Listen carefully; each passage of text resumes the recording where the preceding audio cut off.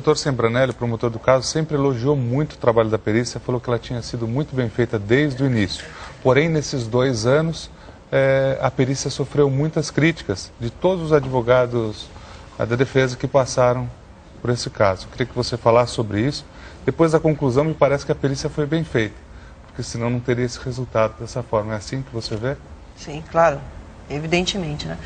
Um caso como esse, que foi construído todo em cima de provas materiais, já era o esperado, né, que essas provas fossem questionadas, né, como todo o trabalho científico. Então não foi novidade, né? Agora, particularmente esse caso, que fora construído somente nas provas, nós não temos testemunhas, não houve confissão, né? Então o conjunto probatório ele deveria ser atacado mesmo, era o esperado. Não houve novidade com relação a isso. Só que eu acho que ficou muito claro que o trabalho fora extremamente bem feito, as provas eram contundentes, tanto para assegurar cerca de 13 recursos, acho que foi habeas corpus que eles impetraram e foram absolutamente negados, quanto esse resultado arrasador.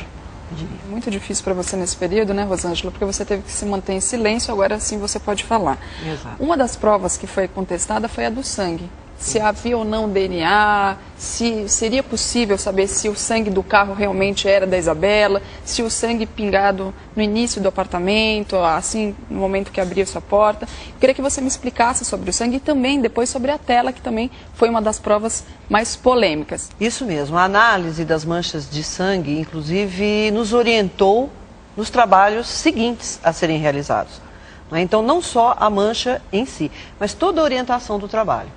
O que nós tínhamos de informação quando nós recebemos a requisição de exame é que era um caso de roubo seguido de morte e que um indivíduo desconhecido havia entrado num apartamento para roubar e havia jogado uma menina pela janela.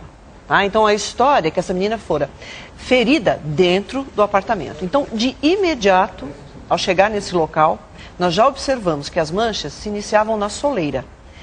Não é só isso, elas indicavam uma direção, então, de fora para dentro do apartamento. Esse foi o primeiro sinal de que alguma coisa não estava correta. Então, essa menina, ela fora ferida fora do apartamento. Essa foi a primeira imagem. A primeira imagem. Ficou clara para vocês, Rosângela? Ficou clara, né? E em decorrência disso, evidentemente, essa mancha, analisando-se essa mancha, que nós chamamos que é a morfologia dessa mancha, nós vimos pela altura que ela fora transportada, porque ela tinha 1,10 m de altura. Essa mancha ela fora projetada de um ponto hemorrágico a 1,26 m no mínimo. Então ela não poderia ter entrado caminhando. Alguém estava carregando. Alguém estava carregando. Não é? E ela indicava pela baixa velocidade, né, que essa pessoa estaria caminhando, não era só um ponto hemorrágico estático. Né? A partir daí, nós seguimos para os exames complementares. Né, que se seguiu, que eu acho que todos viram na imprensa, a utilização daquelas luzes forenses e do reagente para mancha de sangue latente. Né, na busca de onde estariam essas outras manchas que não eram visíveis, né, fora do apartamento.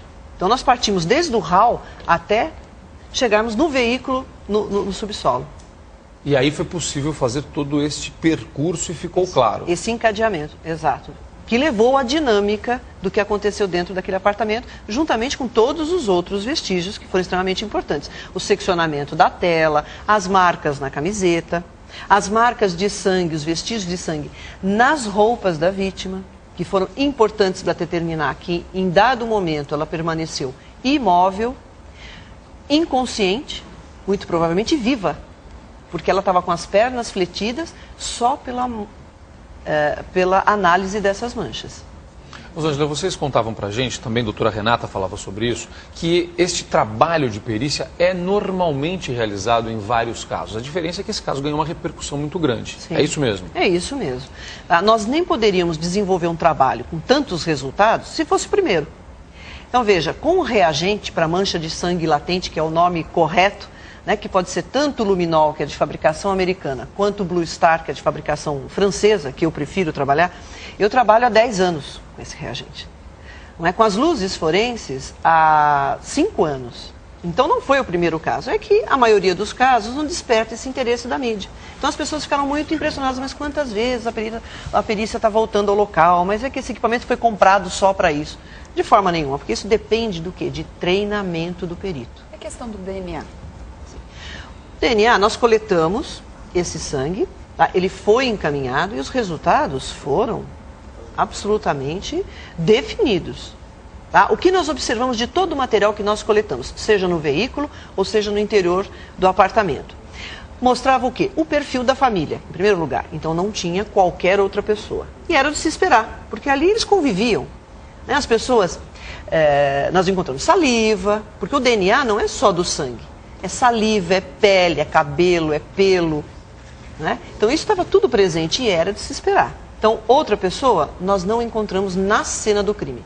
Quer dizer, foi possível encontrar um DNA diferente, mas num outro apartamento que seria das roupas de um pedreiro que estava sendo utilizado lá. Mas não era nem o sangue da vítima e nem o do pai, porque era masculino. Nós pesquisamos também se não seria do pai da vítima, e não era. Tá? Então, primeiro, o que o DNA nos mostrou? Que ali só encontramos o perfil da família. Tá? E dentre uma série de peças, nós pudemos identificar o perfil da vítima. Pelo que a senhora falou, esse sangue na soleira, ou seja, a Isabela já entrou sangrando, sim, já acabaria com qualquer defesa do caso, porque um possível ladrão não teria pego ela fora do apartamento, levado ela para dentro. Exatamente. Basicamente é isso. Quer dizer, muita gente falou assim, olha, não tinham dados, não existia isso, a perícia não foi bem feita. Só esse detalhe já acabaria com qualquer tipo de defesa. Já acabaria. Quer dizer, para que nós possamos chegar a uma conclusão, não é um elemento só. Falou-se, eu escutei pela mídia alguma coisa, não, mas a marca de solado de sapato na cama. Tá? A marca de solado, uma marca, ela não me diz muita coisa. O que ela vai me dizer? Que realmente nós fizemos o confronto e era a sandália do réu, do Alexandre Nardoni. Tá, muito bem, ele mora ali. Seria até muito esperado que ele indicasse, não, eu subi na cama para poder olhar quando eu vi a tela. Então, isso não me diz nada. Me diz que realmente ele subiu. É o que nós colocamos diante daquela situação. Eu tenho a figura dessa família passivamente na cena do crime. O que nós precisamos? Da figura dessa família ativamente na cena do crime. Né? Colocá-los diretamente na ação. Então não tinha uma marca só, nós tínhamos mais marcas de solado, todas do calçado dele, que indicavam inclusive como ele deambulou, como ele caminhou sobre a cama. Então não era uma marca só. Nós pudemos contundentemente determinar que primeiro ele foi tentar subir a cama e escorregou o pé, depois deu um outro passo, um contrapasso. Na seguida ele colocou a perna entre as duas camas que se afastaram. Então tudo isso foi possível determinar. E mais, as manchas de sangue existentes nos lençóis, né, das duas camas, elas também guardavam essa característica. Elas foram projetadas a mais de 1,26 m de altura. Então o que isso indicou? Que efetivamente ela estava ainda sendo transportada pelo pai.